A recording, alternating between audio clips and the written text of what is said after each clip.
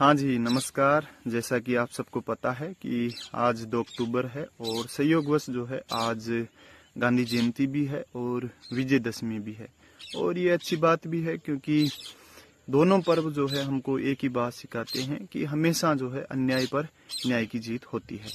तो आज की इस वीडियो में हम केवल गांधी जी पर बात करेंगे। अब केवल गांधी जी पर ही क्यों, गांधी जी पर बात करना जरूरी इसलिए हो गया है क्योंकि आज की जो जनरेशन है उसमें गांधी जी की बहुत सारी बातों को लेकर कहीं ना कहीं जो है खटक सी बैठ गई है। और ये खटक बैठने का जो मुख्य कारण है, मैं मानता हूँ ये जो तमाम तरह की यूनिवर्सिटियां हैं उनका जो है महत्वपूर्ण योगदान रहा है। उनमें से एक यूनिवर्सिटी है व्हाट्सएप यूनिवर्सिटी।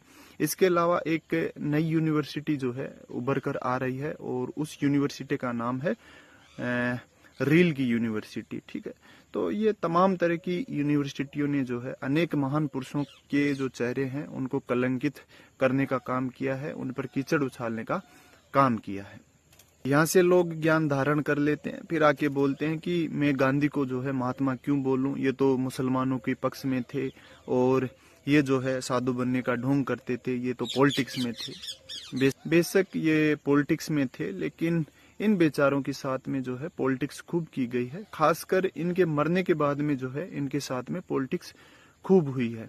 और हर महान पुरुष की जो है यही कहानी है, उनके साथ में जो है किसी न किसी प्रकार का जो है छवि खराब करने का काम हुआ ही है और उनके मरने के बाद में जो है ज्यादा हुआ है। अब एक बात बताओ आप मुझे, क्या खुद को गांधी ने महात्मा खुद ही बोल लिया था कि मैं महात्मा हूं, या वो आमरण अनशन पर बैठ गए थे चर्चिल के खिलाफ कि भारत में एक विधेयक लाओ कि आज से जो है मोहनदास करमचंद गांधी को भारत में महात्मा माना जाए? किसने बोल दिया था महात्मा? रविंद्रनाथ थे जिन्होंने उनको महात्मा बोल दिया था। क्या बापू भी उन्होंने स्वयं को बोल लिया था कि मैं बापू हूँ? या राष्ट्रपिता की बात करें तो राष्ट्रपिता भी क्या उन्होंने स्वयं को खुद ही बोल लिया था? सुभाष चंद्र थे जिन्होंने उनको राष्ट्रपिता बोल दिया था। फिर अब आजकल लोग विवाद तो ऐसे करते हैं जैसे गांधी जी ने सब कुछ जो है स्वयं को खुद ही घोषित कर लिया था। भाई एक साधारण सा व्यक्ति है, तमाम तरह की उसकी सीमाएं हैं। वो पढ़ने के लिए विदेश जाता है और वहां से उस शिक्षा प्राप्त करने के बाद में जो है उनकी वहीं पर जो है विदेश में प्रैक्टिस अच्छी चल जाती है, जिसके कारण जो है उनका कारोबार भी अच्छा वहां पर चल गया था।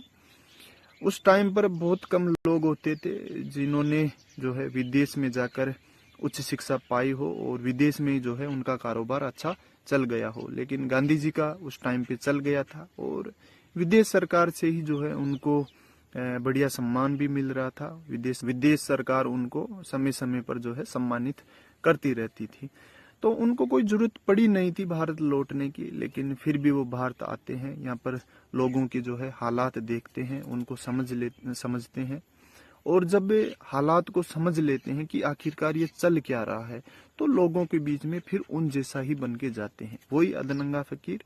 फिर उनके बीच में ही जो है अहिंसा का मार्ग चुनकर तमाम तरह के आंदोलन करते हैं। अब अहिंसा के मार्ग में भी लोगों को तकलीफ रहती है। बोलते हैं कि उस टाइम पे एक हिंसक क्रांति क्यों नहीं खड़ी कर दी? भाई आज आप आजाद भारत में बैठकर ये बात सोच पा रहे हो? आज से जरा ठीक 100 वर्ष पहले के भारत में जाकर ये बात सोचना कि हिंसक क्रांति हो सकती थी या नहीं हो सकती थी।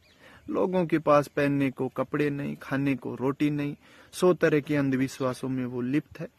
उनसे आप कैसे एक हिंसक क्रांति की उम्मीद कर सकते हो? जो भारतीय पेट के लिए कुछ भी करने के लिए तैयार है, उनसे हिंसक क्रांति की उम्मीद नहीं की जा सकती।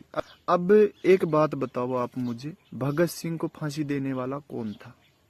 और फांसी देने के बाद में लाश के चुपचाप 100 टुकड़े कर जलाने वाला कौन था? अंग्रेज था, वो भी एक भारतीय ही था। तो समझो बात को, जो व्यक्ति पेट के लिए कुछ भी करने को तैयार हो, उनसे आप हिंसक क्रांति की उम्मीद नहीं कर सकते। और उस टाइम पर हिंसा का मार्ग चुनकर क्रांति करने वाले क्रांतिकारी भी कितने थे? कुछ गिने चुने थे। तो नहीं हो सकती थी उस टाइम पे हिंसक क्रांति। ये तो आज हो आप जो आजाद भारत में बैठ कर ये बात सोच लेते हो, आपके पास आज पहनने को कपड़े हैं, खाने को रोटी है, इसलिए आप ये बात सोच पाते हो। उस टाइम पर लोगों की आर्थिक स्थिति ठीक नहीं थी, तो इनसे क्रांति तो कहाँ से हो जाती। के अलावा बहुत सारे लोग बोलते हैं कि गांधी जी तो जो थे मुसलमानों के पक्ष में थे। भाई पढ़ लो थोड़ा। जब मुस्लिम लीग के डायरेक्ट एक्शन के नारे के बाद में नोआखली में कत्लेआम हुआ था हिंदुओं का, बहुत बड़ी जो है संख्या में हिंदुओं का वहां पर कत्लेआम हुआ और हिंदुओं को वहां पर मारकर भगा दिया गया। तब यही व्यक्ति था जो नोआखली की गलियों में भटक भटक कर हिंसा रुकाने का काम करा रहा था। बाकी जो भारत है वो आजादी का महोत्सव मना रहा था और ये व्यक्ति जो है नोआखली की गलियों में भटक भटक कर हिंसा रुकाने का काम कर रहा था। और उस टाइम पर इन्होंने कहा भी था कि मुझे हिंदू होने के नाते शर्म आती है कि हिंदू इतने कायर कैसे है कि जब मुसलमान उन्हें मारते हैं तो ये भाग जाते हैं। तो ये बात जो है गांधी जी किसके पक्ष में बोल रहे थे? हिंदुओं के पक्ष में ही बोली जा रही थी, उनको जगाने वाली एक तरह से ये बात थी। तो बिना पढ़े बिना सोचे समझे आप कुछ भी बोल देते हो व्हाट्सएप यूनिवर्सिटी से ज्ञान लेकर। इसके अलावा जिन्ना जिस व्यक्ति से सबसे ज्यादा घबराता था वो गांधी ही थे। जिन्ना बोलता है गवर्नर जनरल से कि आ जाओ बात कर लेते हैं, लेकिन बात करने के लिए नेहरू को भेज देना, पटेल को भेज देना, लेकिन गांधी को मत भेजना।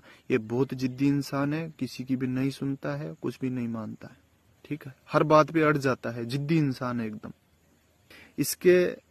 इसके अलावा जब गांधी जी का देहांत हुआ उस टाइम पे जिन्ना ने कहा था कि एक अच्छा हिंदू मर गया। तब लोगों ने जिन्ना से कहा भी कि आप ऐसा क्यों बोल रहे हो, ऐसे बोल दो कि एक अच्छा इंसान मर गया।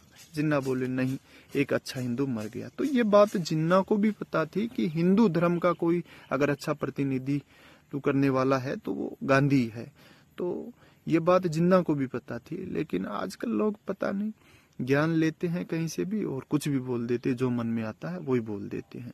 तो भाई थोड़ा पढ़ लो, कम से कम एक इंसान को इंसान की तरह समझ के तो देखो, ठीक है भाई। मैं मानता हूँ उनकी कुछ कमियां रही थी, मैं मानता हूँ, उसको बात को एक्सेप्ट करता हूँ, लेकिन उस चक्कर में ये तो है नहीं कि वो इंसान पूरा ही गलत हो गया या उसने कुछ किया ही नहीं। भाई कुछ तो किया है ना। तो भाई पढ़ लो थोड़ा सा, कम से कम एक इंसान को इंसान समझ के तो देख लो। गांधी जी के जीवन में बहुत सारी ऐसी चीजें हैं जो सीखने लायक है और सीखी जानी भी चाहिए।